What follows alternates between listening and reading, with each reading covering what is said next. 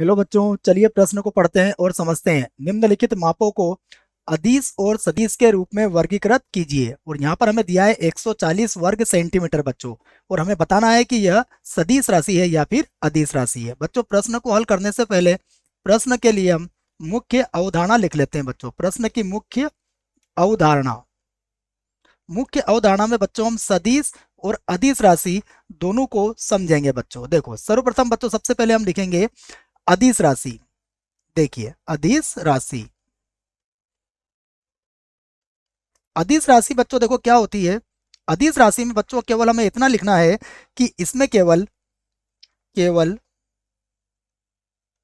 परिमाण होता है। बच्चों, इस राशि में केवल परिमाण होता है। ठीक है बच्चों, परिमाण होता है। ठीक है बच्चों, तो ये हमारी किसकी परिभाषा हो गई है? अदिश राशि की परिभाषा बच्चों हमने लिख ली है। अब इसी प्रकार बच्चों हम सदिश की परिभाषा भी लिख लेते हैं। देखो, तो अब हम लिखेंगे बच्चों सदिश राशि। सदिश राशि, सदिश राशि में बच्चों क्या होता है?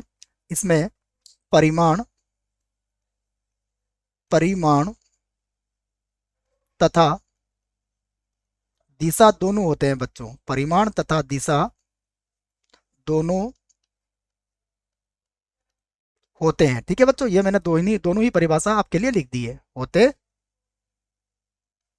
हैं। ठीक है बच्चों, तो देखिए अब हम प्रश्न में जो दिया है उसे लिख लेते हैं। बच्चों, होते हैं एक बार और लिख देते हैं। देखो, होते हैं। ठीक है बच्चों, तो यहाँ पर क्या कहा हमने कि जो सदिश राशि है उसमें परिमाण तथा दिशा दोनों होते हैं। अब चलिए बच्चों, जो प्रश्न में दिया है उसे भी लिख लेते हैं। तो देखो, प्रश्न में हमें दिया है 140 सेंटीमीटर या वर्ग सेंटीमीटर, 140 वर्ग सेंटीमीटर। ठीक है बच्चों, यह दिया हुआ है। तो 140 वर्ग सेंटीमीटर क्या है बच्चों? यह क्या है?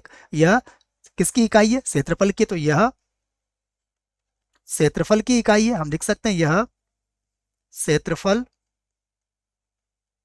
की इकाई है, की इकाई है। और बच्चों अब हमें पता होना चाहिए कि क्षेत्रफल क्या होता है। तो बच्चों हम जानते हैं कि क्षेत्रफल क्या है?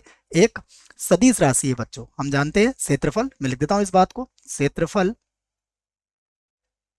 क्षेत्रफल एक सदिश राशि है। सदिश राशि है क्यों है बच्चों? इसको मैं इसकी परिभाषा से समझाता हूं आपको। क्योंकि